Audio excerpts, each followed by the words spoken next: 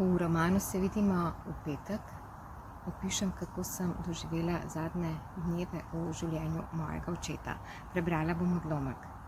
Ko sem stopila skozi vrata stanovanja, sem planila k sinu, ga objela in s bolečino rekla: Dedija ni več. Sinom sva se objela, solze so kot biseri kapljale po najinih obrazih. Prišlo je tisto, kar sva odganjala, kar sva upala, da bo še počakalo, a ni. Grdi starki se je mudila po plen, s krvavimi prsti, prikazan je zmagala. Nekaj dni, predno je oče zapustil svet, ga je obiskovala grdova. Oče je bil vidno prestrašen.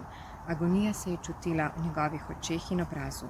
Začelo se je in tega procesa nisem mogla ustaviti ne jaz, ne zdravniki.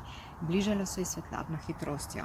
Že je oplezila očeta, že ga je prijelo, imelo ga je oblasti. Stvar je bila dokončna. Vse se mi je razblinilo. Odslej bodo le še spomini. Knjigo je izdala založba Primus. Vabljeni k branju.